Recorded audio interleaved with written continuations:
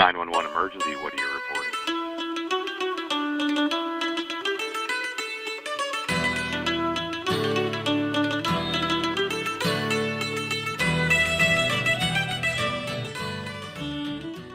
Hello, everybody. Welcome back for part two of our great interview with our man across the seas over here, Will from Ireland. We'll get to Will in 1 second here, but we're again joined by our guest, Glenna. How goes it, Glenna? Hi.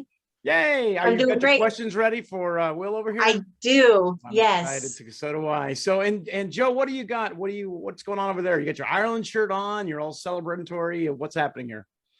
Well, it's been, I said earlier, I'm not going to give sports updates anymore, but I'm going back to the first time I went to Ireland and they were chanting ole, ole, ole in the street when I got there. I didn't know what was going on. They were in the World Rugby Cup and they had just won versus another country. And I actually found out, although I don't know if I remember, how many points a try gets you when you score in rugby. So I got to watch a little rugby when I was in Ireland the first time. Very nice. Wow. Okay. So I've never heard of any of those. I think there's a term called scrum or something where they all get together or some kind of, yeah, whatever. All right. So, hey, Will, thank you for joining us for part two, because we've got more questions for you. Tell us just a little bit about where you work at and a little bit, and then we'll jump into questions. Certainly. Thanks, Doug. Thanks for having me. Hi, Linda. Hi, Joe. Yeah. So I was an on-the-road paramedic for 16 years, and then I moved into control, and I'm just have to celebrate my 16th year in control. So 16. You could say I'm a balanced individual at the moment. I've no allegiances. I'm pretty straightforward. So we'll see what happens. It's nice that we were able to get a hold of you and that you're in our business, but you're just across over there, but you're doing our job out there. So let me let Glenna start, since, you know, ladies first here. And nobody be offended by the term ladies, whatever. But it's like, oh my gosh, go ahead and start your. You can ask him. Gosh, I don't even know where to start. I want to start in the comm center, I guess, and ask you a couple questions about like personnel and shift work and all of that, because I just want to know if it's like the same everywhere. So how many dispatchers do you guys have on it at any given time? Covering all the desks, you're talking about 10. Oh, wow! I didn't thought a lot more. Okay, so that just blows me away. That's on the emergency side of the house. Okay, that's okay. That's on the emergency desk. That's on the air medical desk. We have specialist retrieval vehicles, and then if you count in the intermediate care service, which is our step down into hospital transfers, and that we're talking another 3, so maybe 13 on a day shift, and that falls back to 10 at night. I don't have ICVs. For an entire country. You guys, for the entire country, because I want to make sure that everybody remembers, or if they didn't see the first episode, they dispatch EMS for the entire country, not just one jurisdiction. Wow. So there's 14 total and about 10 for emergency services, correct? Yeah. Wow. And what kind of shifts do you guys work? Primarily 12-hour shifts, 7 a.m. to 7 p.m. On the dispatch side of the house, and that. The call handlers will work a mix of shifts, because obviously you don't need everybody in at 7 a.m. in the morning. So particularly on day shifts and on the weekdays, the shifts are staggered. The staggered starts to meet call demand and call projections. Primarily 12-hour shifts, although we do have a couple of 8-hour shifts built into that. So you may have 7 to 7. 10 to 10, 11 to 11, 12 to midnight. Okay. 4 p.m. to 4 a.m., 6 p.m. to 3 a.m., 3 p.m. to midnight. Good mix. So it balances out over the 4-week period. It's a basic 39-hour week that's employed for most of the staff. So it's 156 over a 4-week period. So some weeks you may work a 36-hour week, other weeks you may work a 48-hour week. Yeah. Okay, got it. You know, so it's very similar to how a lot of us do it over here on this side of the world. Yeah, the shift pattern will be kind of, for, let's say, for argument's sake, Monday, Tuesday, Saturday, Sunday days. So you're off the 3 days in the middle of the week. After that, then you come back on to Wednesday, Thursday, Friday days. you know. Okay. Then you go into We should have monthly, had him like, when we were doing the scheduling episode. I know, yeah.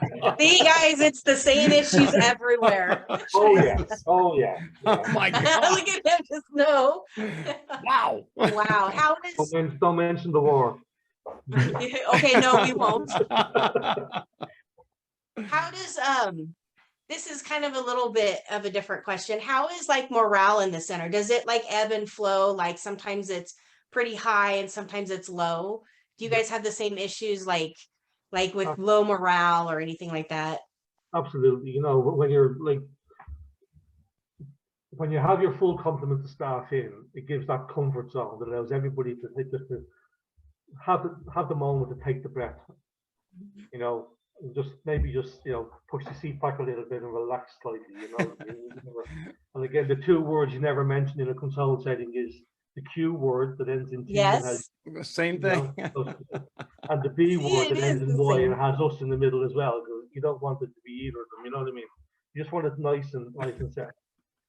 So again, morale, depending on what's going on, if you have a series of heavy calls or heavy days, you know, it can take its toll. And like yourselves, you know, the call handlers and in particular at the sharp end, they're the ones who have my greatest admiration. And again, I started off as a call handler and worked up through dispatch, up to supervisor and now to manager. The call handlers are the ones at the sharp end. They're the ones dealing with the raw emotion. They're the ones that are dealing with the irate caller who's having the worst possible day of their life because of what's happening to their family member or their colleague or whoever, right? And they don't always get the closure. Yeah, that's same The here. crews Yeah. that- Same the issue crews here. that deal with the patients, they drop them off to the ED, they go back in an hour later with the next patient, and they say, how was Mr. So-and-so, how did he get on, or whatever. The call handlers don't get that all the time. Very rarely, actually. All right, Glenn, ask your final questions here because we got to roll to Joe and me. and Okay, we got- keep going. That was my last question. All right. I was like, this is going to be a 90-minute episode. Oh, stop, Doug. Particularly over the last 18 months with COVID. That has Oh, taken COVID, a big yeah. toll on people. Oh, yeah. Oh, You see your call volume spike, you know, we would normally handle between 800 and 1,000 calls a day. mm, If emergency calls a day, during COVID, that went up to 12 and 1,500. yeah. Oh, Wow. my Jeez. gosh. What a You jump. know, Wow. All right, you Joe. know, So give him your questions. What you got over there? I got 3 questions. Oh The my, first here we one go. is when I came over there, I had this slide on attitude and what responders hear versus what dispatchers hear. And I was talking to Will before I got up to speak. And I said, Will, I'm going to do these slides. And I kind of showed him my PowerPoints ahead of time. And he said, what do you mean? Everybody hears everything when you talk? And I said, what do you mean they don't?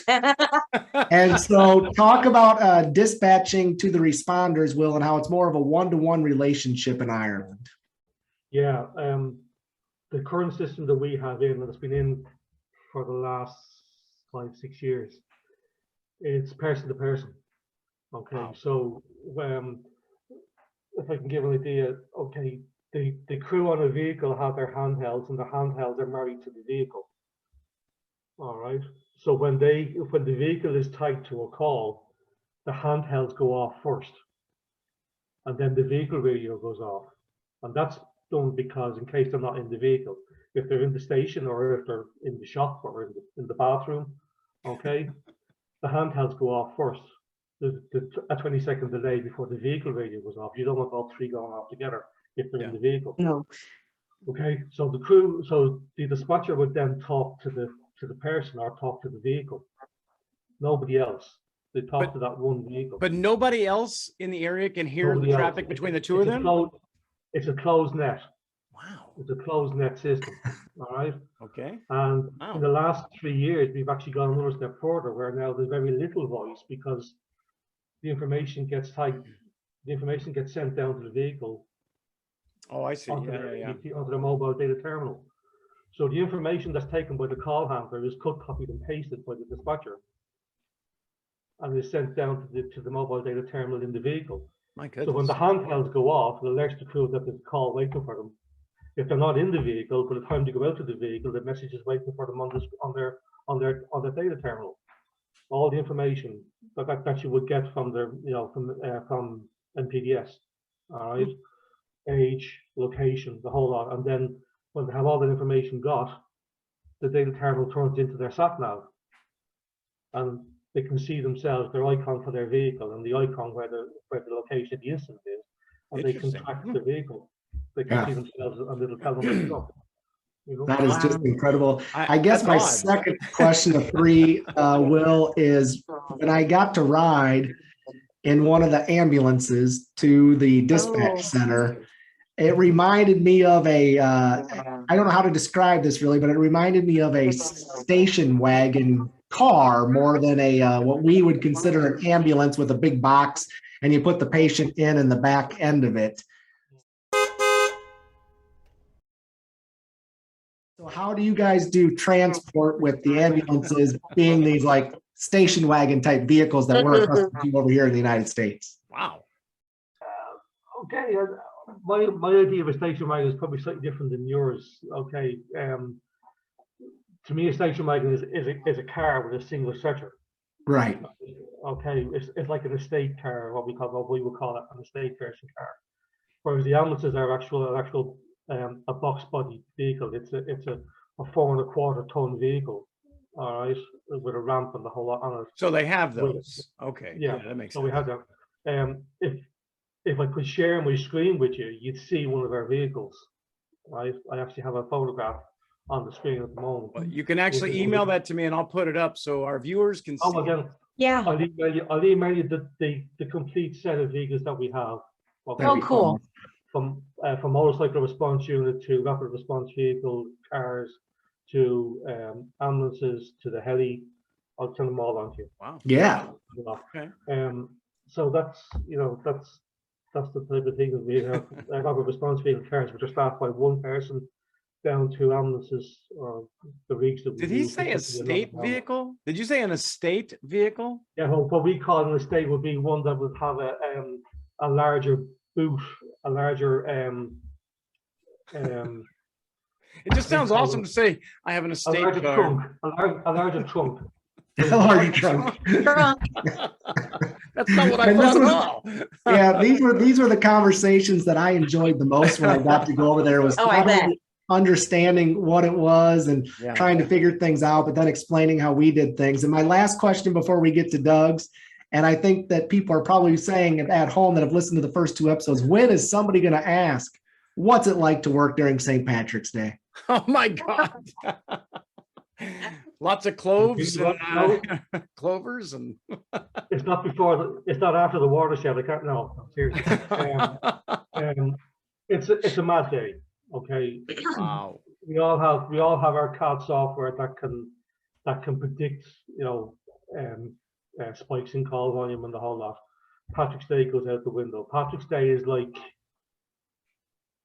New Year's Eve in Times Yeah, Square. I can imagine. Really? Wow, that's so awesome. Wow.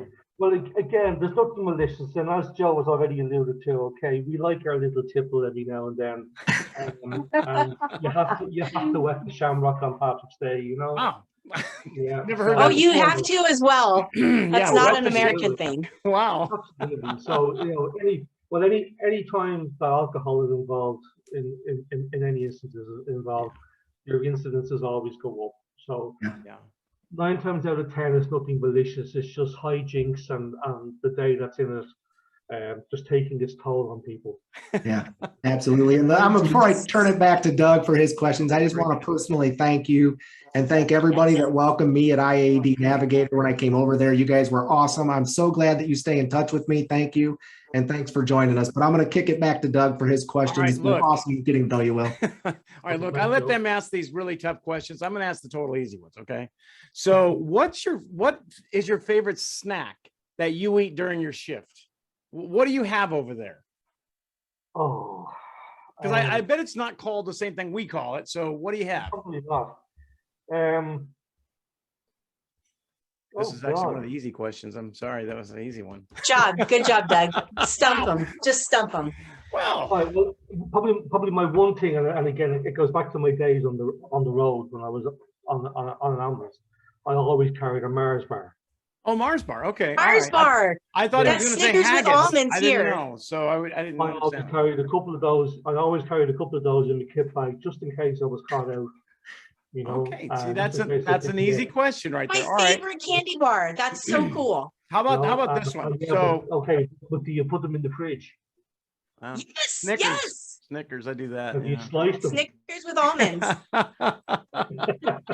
And do you slice them into little slices so you have a little slice every now and again? I really thought he Well, was going to that's say portion something control odd. for me. So, wow, that's nice. All right. So my other question is this, and I don't know if you get this or not, but when I worked in Los Angeles, we had a dispatcher who was from Ireland, and she had a really strong accent that when she would get nervous and on the radio, she would talk so quickly, nobody knew what she was saying.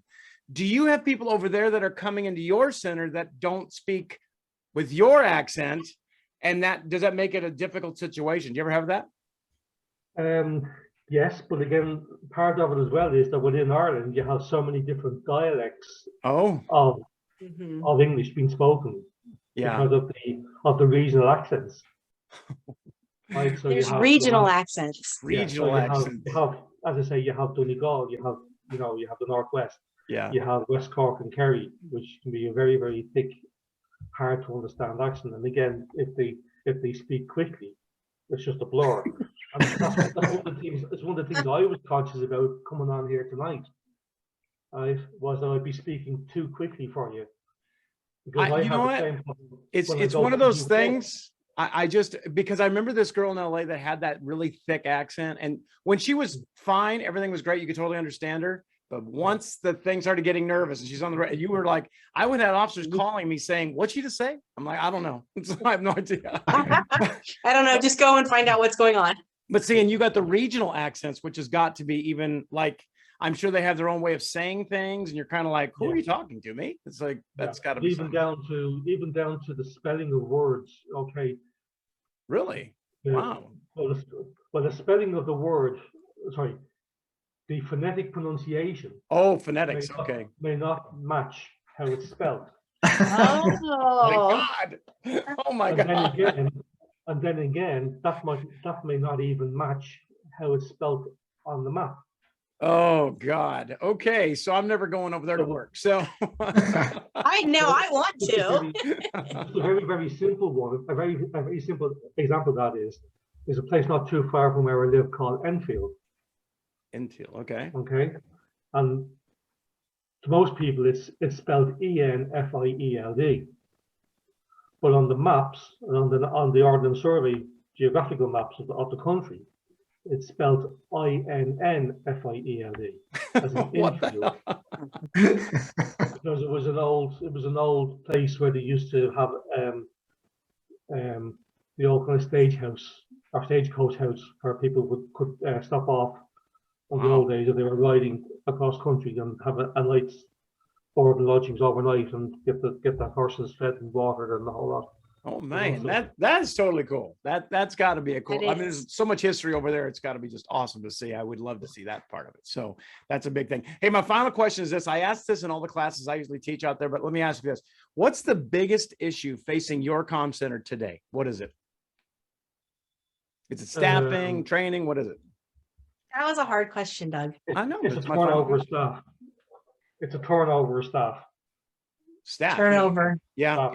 Everywhere's got the same Yeah, exact thing. because- So, Like as you'd appreciate, it's a call center, but it's not a call center as you would have for sales or for insurance Yeah. or anything like that. Okay, so again, you have people coming in who don't fully understand the pressures Mhm.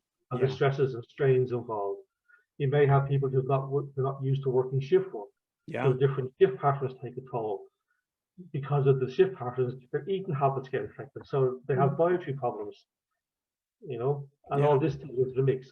Then you have staff who they come in, maybe their first interaction with EMS is working in the call center, right, in control. But then they see that the grass looks a bit greener in the operations side and want to go out on the road Yeah. as paramedics, right?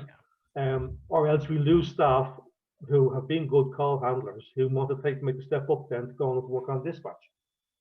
So you lose that experienced staff as a call handler Yeah. up to dispatch. So you're constantly backfilling. Yeah, and that's, I mean, it's kind of that way out here too. The staffing is always one of the biggest issues we've ever had out there. So, you know what? I cannot tell you how cool it is to have you on our little podcast here today. It is so nice to hear from you and just see the kind of similarities but differences, the same kind of thing out there. So it's important to have that. So we definitely appreciate you popping in with us for 2 episodes today. That's a great thing out there. So Will, we definitely thank you for everything you do out there. Yes, thank you, Will, so much. Absolutely, thank you. Thank you, Joe. We could be here for another hour or so talking. We could, yes. I think we've only just scratched the surface of the whole lot, and maybe with feedback from other people, if it's right to have another session, I'd be up for that. Hey, we have a list of people we're bringing back. So you're going to be on that list, obviously. Yes. So it's one of these things. So we appreciate it, though. So if you want to be on our podcast, send us an email, drop us a line, say something that you want to be in Will's box down there. You see a little box he's got? That's where he's at. That's where you could be out there. So we're heard on every single podcast. Yeah, we're on every single podcast platform you could think of. Joe, how many plays is it right now? Oh man, we're in 25 countries and we're nearing 9,000 plays on our platform. So make sure you listen to us on Spotify, Apple Podcasts, or wherever you listen to your podcast. That is absolutely incredible. So until next time, everybody, go make it a great day out there. Thanks very much, everybody. Thanks, Will. Hey, this is Jill, Bye, and you've been guys. listening to another great episode of We Speak Dispatch, proudly sponsored by our friends at Zybex. 911 emergency, what do you report?